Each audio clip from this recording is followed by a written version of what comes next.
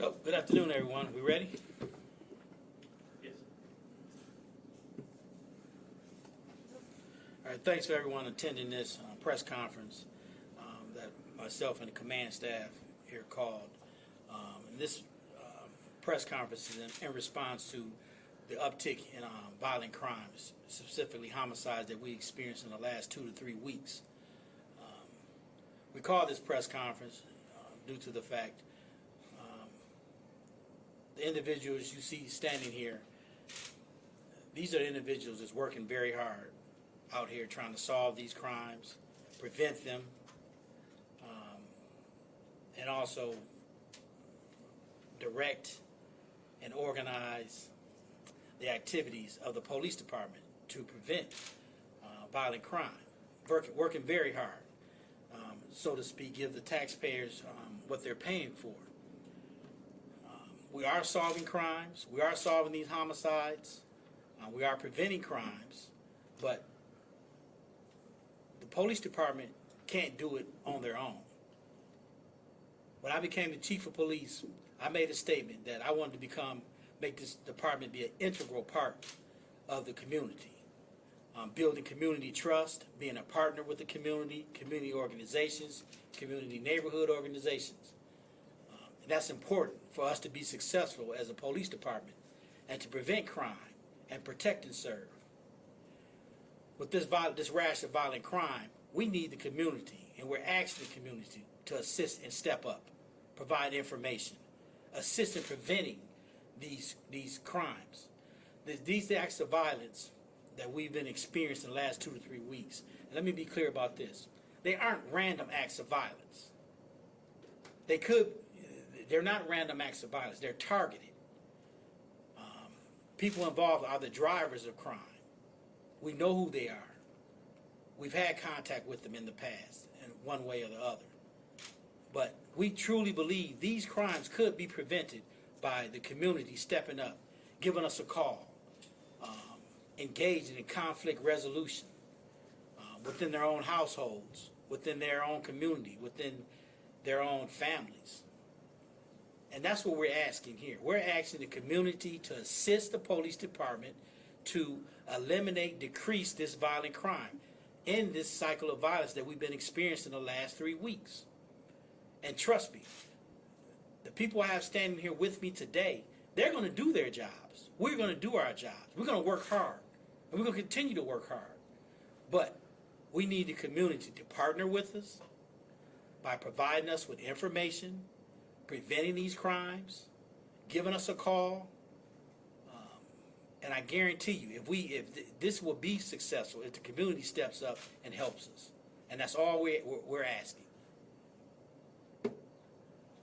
Chief, how frustrating is it, if that's the proper word to use, not being able to solve these crimes, knowing that the community isn't doing their part? That's a great question. It's very frustrating due to the fact a lot of the victims that have been, take for instance someone that's been shot, and they survived. Believe it or not, these victims, they aren't cooperating. They aren't providing basic information on number one question, who shot you and why did they shoot you? Our homicide division, detectives, they're frustrated because victims of crime, they aren't cooperating either. They aren't providing this vital information to get that violator off the streets, that offender off the streets, leaving him there to shoot someone else or continue the cycle of violence. So it's very frustrating. And several of the most recent homicide victims have been teenagers. Is there a correlation or trend that the department is seeing between the recent violence? Well, we're investigating that. There could be a gang affiliation with some of them, but not all of them.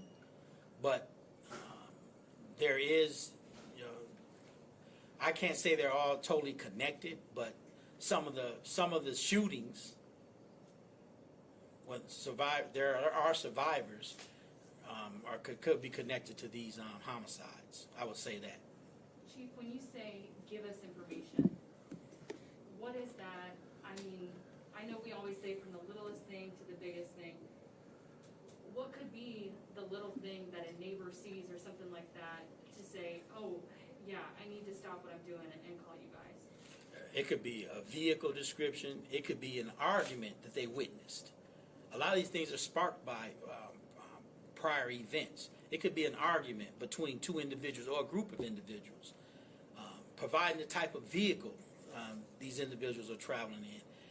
Any conversation you overheard about someone planning to retaliate against someone for something that had occurred. Just giving us a call and providing that information will assist us greatly. Chief, I know sometimes people are worried about being retaliated against, but you've brought up instances where you've already been shot, so we're past that. So why aren't these, what do the shooting victims tell you as to why they don't want to talk after they've been shot? Well, a lot has to do with additional retaliation, fear, but as you said, they've already been victimized. But that we find that's the main component. Some, believe it or not, even the victims that have been shot, they have this type what we call a street code, where, you know, not to snitch. They figure, believe it or not, they figure themselves being shot and telling the police who shot them is a form of snitching, which is absurd.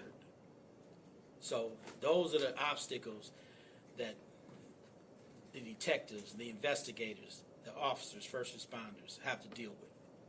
Chief, the crime stats have not been updated on the city's website Yes. since March Yes.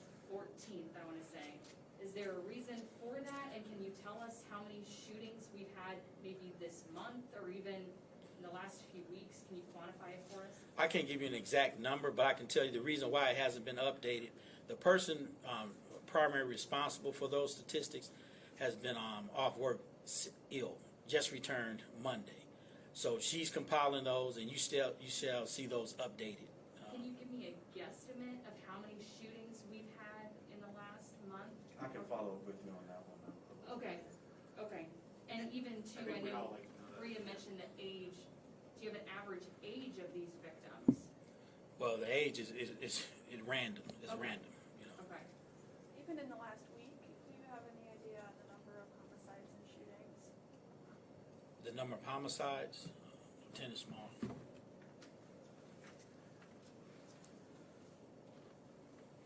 Well, for the month of April, we had 9 homicides, which is unbelievable. And that's not including shootings that there were injuries out of? No, ma'am. Are those all shootings, all of those homicides?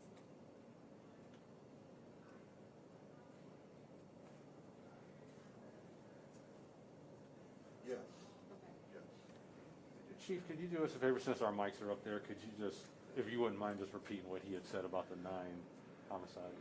For the month of April, Yeah. Mhm. 2021, there's been 9 homicides. And Chief, as we speak right now, the department is investigating another homicide. I know you said that your officers work very hard to solve these crimes. Do you know how many of those cases are still open and how many have been actually solved? Well, they might be open, and we might have a suspect, a person of interest. So we might consider them solved, but until we made an arrest or charged someone, actually, we don't. The statistic doesn't show them as solved at this time. Any update on the 31-year-old woman who was found deceased at 3:30 a.m.? It's an ongoing investigation. We have a person of interest, and the detectives in charge of that are still out. They've been working since 3:30 a.m. That's why a press release hasn't been provided at this point regarding that. Speaking of that, Chief, I'm sure you're getting calls at all hours of the night and morning. Can you talk about, I mean, I know you mentioned how hard these men and women work. Can you expand on that? I mean, are they working overtime? Are they sleeping? What does this look like to give the community kind of some insight there? Well, for example, the officer in charge of this investigation has been at work since 3:30 a.m. Not sure when he went to sleep. I'm sure it was late also, but he's been up since 3:30 a.m. along with his team and other officers involved in the investigation. So these type of investigations is very tiresome to the detectives and the men and women that are in charge of investigating them. And what I'm saying, they're going sleepless. They're going sleepless, but they don't complain. I've never heard any of them complain. They just come out, work hard, and they try to, serve the public the best way they can. And majority of the time is, is sleep deprivation involved in these investigations and in the work. And Chief, you often talk about your department as understaffed and overworked. What do you have to say to those people that constantly criticize your officers that are working hard to keep the streets safe? Well, as far as our staffing, we're hiring on a daily basis, a weekly basis. And what I can say about that is that the men and women that are here, they never use that as an excuse. Actually, I think it's more of a driving force for them and a lot of pride. They're doing a lot more with less. But our staffing numbers are increasing, but that's still no excuse. And the public needs to know, even though the staffing levels aren't at a level that I'm comfortable with and that the men and women here are comfortable with, we make no excuses. They go out, they work hard, and they dedicate themselves and to get the job done. But we are working hard to increase our staffing levels, and we will do that. It's just time consuming. On the preventative side of things, I know you guys have been taking guns off the street. I know you've had homes that you've gone into with the Special Investigative Unit and things like that. Are taking guns off the street working if all 9 of these homicides this month were shootings? Absolutely. We feel it's working. That's getting these firearms, especially the legal ones, those individuals that are possessing these firearms in a legal fashion, arresting them and getting these firearms, seizing these firearms is of utmost importance to preventing the next homicide.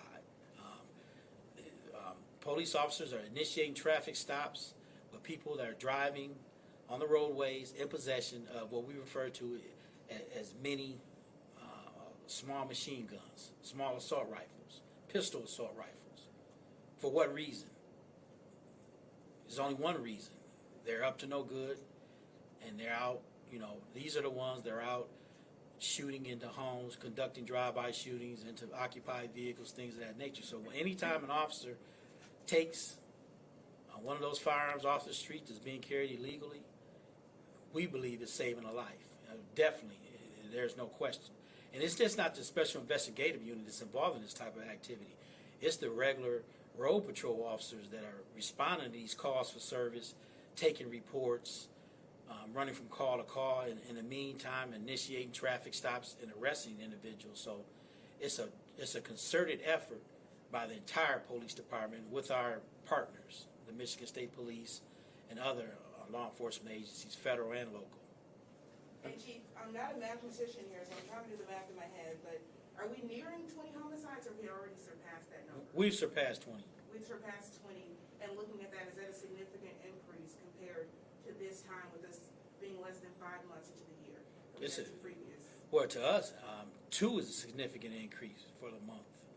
But 9 in 1 month, absolutely. And 21 or 20 is definitely alarming. That's why we're holding this press conference. We're doing everything we can do. That includes asking the community support that's how important it is to stop in these cycles of violence, because we think with the community's input and efforts, they can be avoided. Back to the community support piece as well. As you said, there are people who have a fear of retaliation. Do you have any words on just what kind of support systems are available for witnesses who come forward and speak about these events? So that they can speak about these events. Number one, if they don't want to talk directly with a police officer, they can call Crime Stoppers. They can provide information anonymously. We have a great partnership with Crime Stoppers. Or if they don't, they can call the officer in charge of the investigation and inform them that they want their identity anonymous and concealed. And I can guarantee you those officers will abide by that, because they want the information. They want the investigative lead. They want what's going to lead them to apprehend the offenders of these violent crimes. So we would do everything in our power, everything, to conceal their identity if that's what they truly want, if they can help solve a crime, you know, I will go to bat for them. They can call me directly, and we will make sure that their identity is concealed, as long as they assist us in getting this individual or these individuals off the streets. And Chief, I just wanted to follow up, is there any protective custody available, in the case of a witness coming forward? Well, we can partner. We have an officer assigned to the FBI Straight Streets Task Force, and we will do anything. We can make arrangements with them. We can partner with them. We will make any, if that's necessary, we would do everything within our power to try to arrange something like that. Yes. and you know, Chief, just looking at like you just said, the significant increase in violent crime, is that changing anything for you? Or are you going back to the drawing board when it comes to your strategy? I know we talked about hotspots, data-driven, evidence-based. Has this changed anything for you? Have you found it to be effective so far? What's been going on the last few months, given the increase, and does it have you wanting to make any changes? No, this group here, the standing here, we meet frequently. We discuss things. We come up with a crime strategy. We throw out ideas. It's a fluid. Our response is fluid, but our response, number one, our crime strategy is data-driven and evidence-based. So we follow that data. We follow that evidence. We consult with one another, and we come up with a plan of action. And what we've come up with, what we're doing, it is working. That's why we're asking, the final component of this, and the major component, is the community. You know, we're going to do our jobs. Like I said, our response is data-driven and evidence-based. And you can't, by following, you know, the evidence and the data and adjusting according to these fluid situations, you can't do better than that. But again, these acts of violence are not random. The community can help thwart or solve a lot of these crimes that we're talking about. Is there a rhyme or reason as to why we're seeing an uptick?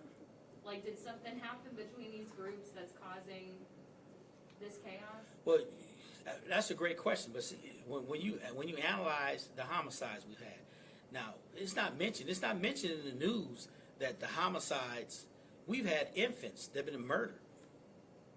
That's listed as a homicide. That's not a drive-by shooting. That's not gun violence. We've had infants that are victims. So we can't say all these homicides are gang-related or gang-affiliated. A lot of them are domestic related. And no matter how many police officers you have on the streets, you can have a police officer on every corner. Some of these homicides would not have been avoided by a police officer standing on every corner because they happen within the home. So does the data show that most of these homicide victims were known to their killer? Does the data show that? No, the investigations reveal that, not the data. I mean, the detective bureau, they investigate and they find out that, and they confirm that these weren't random acts of violence. There was some type of, majority of them have been retaliatory. So there is some type of association between some victims and those offenders. Couple more questions. Have you released the name of the woman killed this morning, the 31-year-old? No, we have not. Okay. Any plans on doing that before we air tonight? Well, that would be up to the detective bureau. As I said, they've just wrapping up the initial investigation. I don't know if proper notification has been made yet, but if we confirm proper notification has been made, then the name will be released. Okay, Chief, you can't just throw out infant and not, like, make some of us worried. Of these 9 homicide victims, how many are infants? I'm not sure. I don't think the last 9 are infants. But what I'm saying, in the past. in the past, Like, yes. in general, okay, Absolutely. okay. Thank you for the clarification. How's the staff morale of your force? Oh, I feel the morale is great. I've seen an improvement, and you can feel free to ask them. But morale is improving. Put it this way: I feel morale is better than when I arrived. Ultimately, Chief, you heard the word unbelievable. 9 in this month alone, more than 20 this year. Kind of speak to the idea of how unusual this is for this early in the year for this to happen. What does summer hold for us if we don't nip this in the bud now? That's a great question. So what we're doing, we've been planning, as I stated earlier, this group here, we've been planning and coming up with initiatives before the warmer months, the true warmer months arrive, May, June, July, August.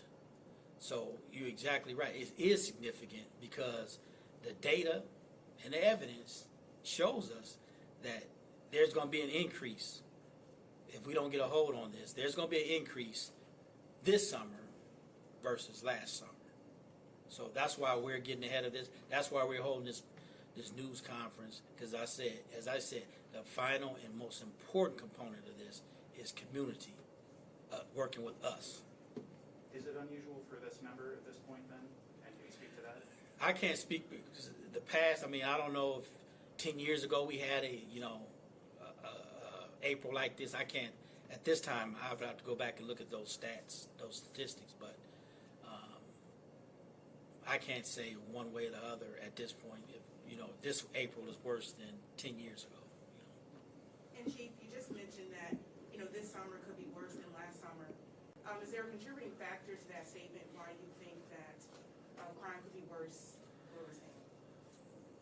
I'm not saying confidently that it's going to be worse. What I'm saying is that based on our statistics, the data and the evidence, we use the evidence and the data to try to predict. We do predictive analysis. And we're saying that following the data and the evidence, we're preparing. It leads us to be skeptical this summer will be worse than last summer. Now, if it turns out it's not, that's great, but we're going to follow the evidence and the data. I know this might feel hard to answer, but I know you said a lot of these might have been domestic, not just this month, but generally through the winter. With COVID being present, with people not being able to go outside, do you feel like that has any statement within this as far as people's heightened nature right now? What I would say is that COVID-19 and the criminal justice system, law enforcement, we are not operating in the same manner that we were pre-COVID-19. And yes, people are in their homes. People are basically locked in their homes. And we did see the data indicates there was an increase in domestic violence situations since COVID-19 started. So yes, I would agree with that. Last question, Tom. I know Tuesday is the election, there's a millage on the ballot that can support you guys. Can you speak to at all the impact that this GHS millage, I know it kind of focuses more on mental health, but how it could impact your Well, folks? yes, there is a public safety millage on the ballot for the special election this Tuesday.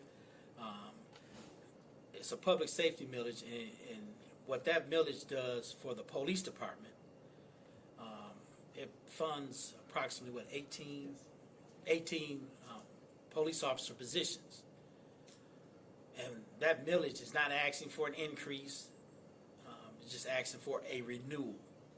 So, but if that is not renewed, it's going to affect 18 police officer positions. And so, just think about we're filling vacant spots as we speak due to retirements or what have you. So to have to also fill positions that are lost, 18 positions that are lost to because of a renewal, is not that's on the ballot is not renewed. Just more more work at filling these positions, and basically affects our staffing. So it's very important to vote yes on that millage renewal. And I say to the public, join me, my family and friends. I'm a resident of the city of Flint. Join me in voting yes for this millage renewal Tuesday. Thanks, everybody. We appreciate it.